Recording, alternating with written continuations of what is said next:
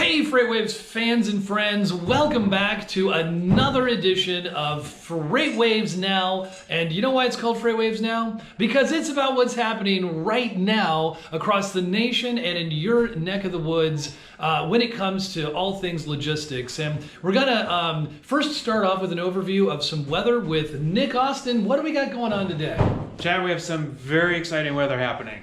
More ferocious winds across Montana today. Not going to be a good place to try and go drive. That's a little more of the same. More of the same. The last 2 days there have been parts of Montana, right along the eastern front of the Rockies, parts of Montana that have seen 100-mile-per-hour wind gusts over the last couple of days. And that could happen again today, 80 to about 100-mile-an-hour wind gusts. That's for areas right along the eastern front of the Rocky Mountains, right here in this part of Montana, including Cutbank, Montana, which is in Glacier County. So that's going to be the main big weather problem today as far as driving. There is going to be some pockets of heavy rain along the southeast coast. And there might be localized flooding with maybe just a few roadblocks here and there of some areas of high water, but it's not going to be a major issue. The rest of the country is pretty quiet for today. Okay. But there is going to be a big problem heading into the weekend. What is that? Another big winter storm hitting the Sierra Mountains. That's right. Eastern California, right along the Nevada border. There could be up to about 18 or 20 inches of snow for the highest elevations. And that's not really the worst part. That's from South Lake Tahoe area right up to around Mount Shasta and Mount Shasta City, which is up towards the northern part of California. But there's going to be a lot of wind, so that means the snow will be blowing around everywhere. And it's just going to limit visibility. Driving is going to be really hard. It's just going to be tough for any truckers to try and get any freight through those areas. They really need to avoid those areas. California needs the rain. Eastern California and Nevada. Right, and there are parts of California that will get rain. That snow in the Sierras is going to be heavy, wet snow, so there could be power outages too. Okay. Because of the heavy, wet snow, all the wind and everything. But a lot of the lower elevations and coastal areas of California will get rain this weekend as well, but it's probably not going to be, big flooding rain. The snowstorm is going to be the big issue in the Sierras. That's for Saturday. And that's the reason we're not seeing the snow here right now, because it's still churning out in the Pacific right now. So it'll be hitting California and the Sierras late tonight, mainly through the day tomorrow. And the snow's just going to be coming down heavy. Right now in our population dense areas, just rain up and down this I-95 corridor. Right, heavy pockets of rain up the I-95 corridor, 75 and 85 too, a little bit earlier in the day. So through Atlanta and up into the Carolinas. But that shouldn't cause too many major problems as far as widespread flooding or anything like that. But it'll be just really rainy at times. Okay, great. Thanks for the update, Nick Austin, ladies and gentlemen. And now let's segue over and look at what tender rejections are doing in the market. Zach Strickland, are there any anomalies or is it more of the same and we're at very low volumes? Why don't you let us know what's going on. So we hit a milestone this week with tender rejection rates hitting the lowest they've been since the inception of the index. Way back in October of 2017. So the lowest ever. So that means basically that capacity should be readily available all over the country today. The one area that actually is showing up, I mean, this is a bottom dropping rate. The one area that is showing up kind of jaw dropping. Yeah. That's kind of like being the anomaly for the day, and this is kind of atypical this time of year. January is a very slow month. Freight kind of dies out. I mean, it slows down. The industrial economy slows down. All this kind of stuff starts slowing down. So what we're looking at here is the regional tender rejection indexes. So the outbound tender reject index, you're looking at multiple places at the same time. Look at all these pretty colors. I mean, and do you want to tell us real briefly again, catch everybody up if they don't know, what is the outbound tender reject index? So the outbound tender rejection index is basically when carriers reject their loads that are tendered from their shippers. As they increasingly reject their the loads, capacity decreases in the market, rates go up. And so what places, you have us in the Northwest region. Yeah, I have the Northwest region highlighted here because it is the only region. Let's pull in here and look at these. Whoa. The only region that is showing this little guy right here, this big tick up section. You see everybody else is kind of falling down. The Northeast is a little bit flat, you know, not really ticking up, but then you've got the Northwest that is making this strong push up, which is very crazy this time of year. The Northwest has its season, and it's kind of, we've moved past that. Typically in December, November, that's when the Northwest kind of has this big push. We've kind of moved through the holidays now. The Christmas trees have all been pushed out. The apples, they're still harvesting, but they're not harvesting with as much prevalence. So we should be moving out of that season right now. But again, Northwest region popped off today, kind of an anomalous thing. So, I mean, if you're a broker, shipper, carrier in the region, you need to be paying attention to it. It's kind of crazy. What is the one lane that did the uptick? That's the Northwest. Oh, I see. Yeah, okay, so I get you. So that's the overall average. Yeah, so we have the tender rejection index is grouped into states and markets, and we have these lumped into regions. And the rest of these right here are all the regions. This is the Mountain Prairie, Midwest, Northeast, Southeast, and West Coast. The Northwest is comprised of like the Seattle, Portland, you know, Oregon, Washington, and Idaho marketplaces. Which also happens to have some really rough weather right now. Yes. So maybe that has something to do with it. You never know.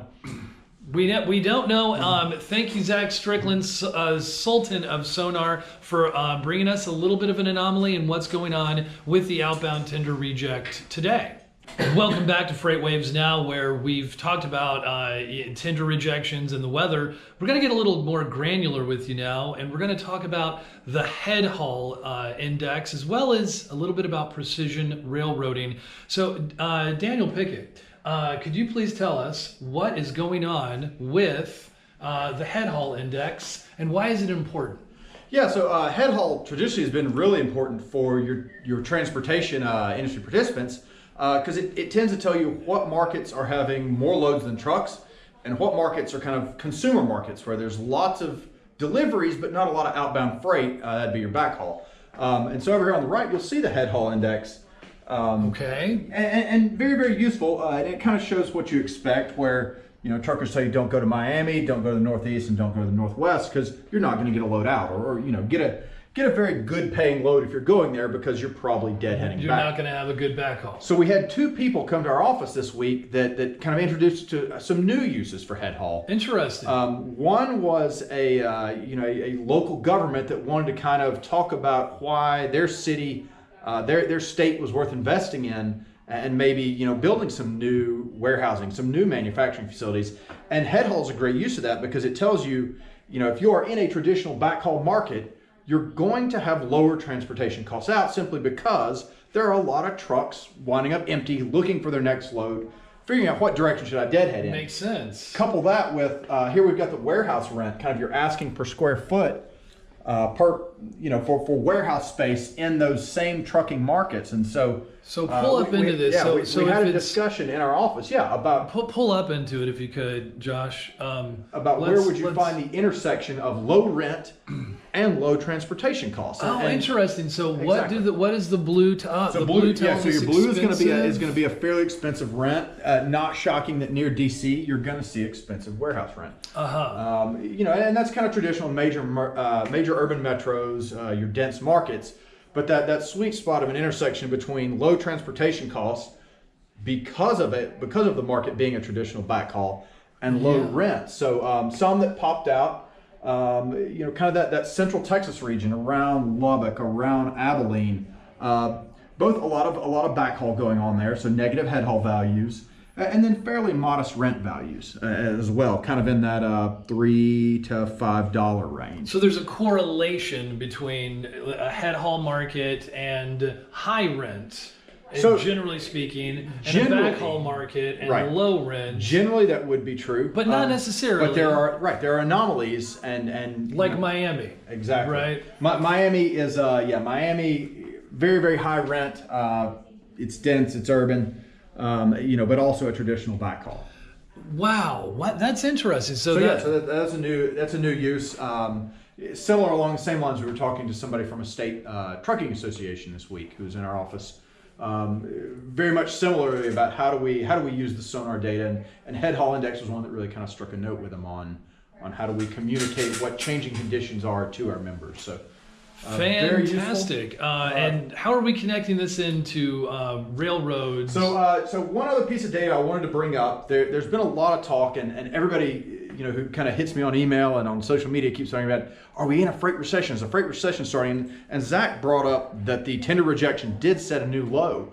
While that's certainly concerning if you're a 100% truckload spot market player, when we look at the broad national picture of freight recession, there's certainly some things happening politically. There's some anecdotal evidence that maybe there's risks, but if you look here, we've got the rail traffic originated by intermodal containers.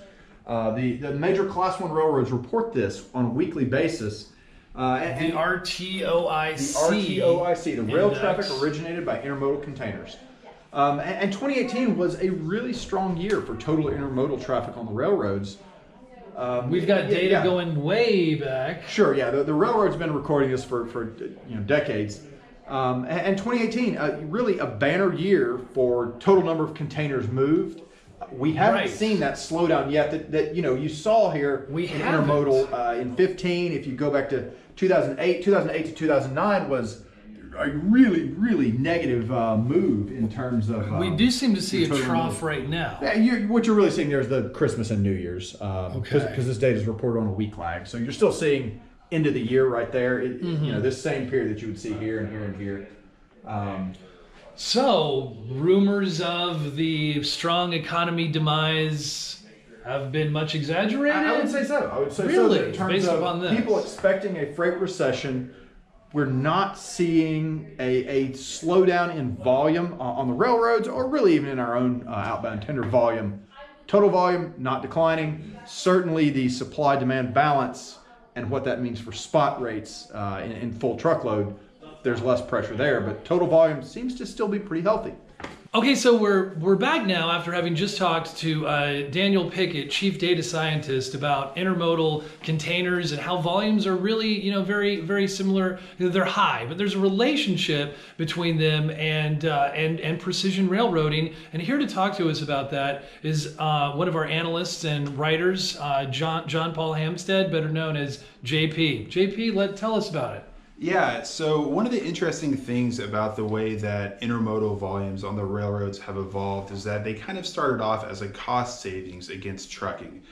Moving a box on a train was 15 to 25% cheaper than moving it by truck.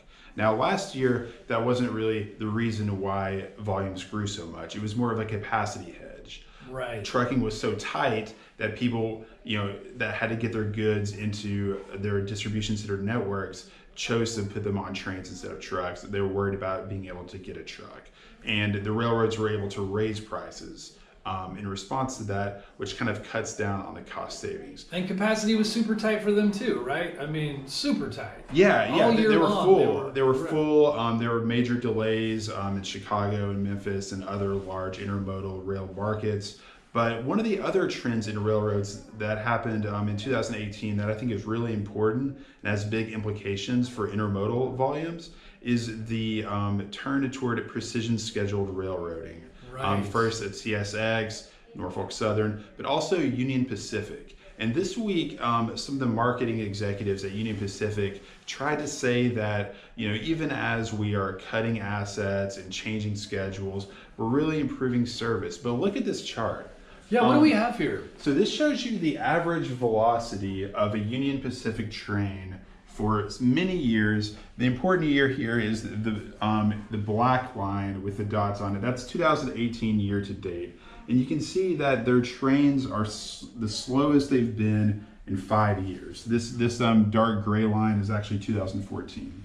Okay. So they're saying that they're improving service, but the trains are moving slower than ever. Why does this matter for intermodal? Because intermodal competes with trucks. Intermodal is things like retail, things like apparel, things going into stores, things that are time sensitive. And so they've already started edging those prices up, removing their advantage on cost. And I think really that when you go to precision scheduled railroading, when you disrupt your service and you sort of don't and your trains are slower than trucks, that really is a headwind on how you can price intermodal freight. It's a ceiling on the total amount of volume you'll be able to handle, because these retailers, want their stuff moved efficiently through their network. This is a super interesting chart, because if you actually consider like each given year and the pace of the rail cars, like 2008 recession, beginning of recession year, moving about as slow. Well, it did pick up towards the end, but moving very slow for a lot of the year. Very next year, 2009, I noticed is one of the fastest years. So I'm not sure what to make of this. 2017 was actually really quite fast. Yeah, it depends on a lot of things. It depends on volume, it depends on weather, it depends on the infrastructure upgrades that the trains are making. It depends on just sort of even the executives running the railroad, the kind of premium they put on service versus cost for themselves. That makes sense. It's affected by a lot of different things, and it changes week to week, fairly dramatically. And is it directly correlated to just capacity in general? When it's tighter, do they just run slower? Is precision railroading slower? It's supposed to be faster, but the problem is because of its overall efficiency. Right, but it's faster from the railroad's perspective. So what they say is, you're going to load the train when it gets to your facility. We're not going to pick up your load when you tell us it's ready. You're going to give us the load when our train is ready. And so, to be fair, Union Pacific's dwell times are down, but their trains are not going faster. And at a certain point, especially once demand falls off, as we expect it to when the economy slows a little bit in 2019, I think they're going to have a really hard time selling intermodal capacity, against trucking prices. Wow, that is fantastic analysis all the way around. Thanks, guys, for being here and bringing it to us each and every day. And that's where you can find us right here, 4 o'clock. We start off. You can hear what's happening around the world and get some deeper dives into all things logistics. So check us out on Twitter, and be safe out there and have a great weekend.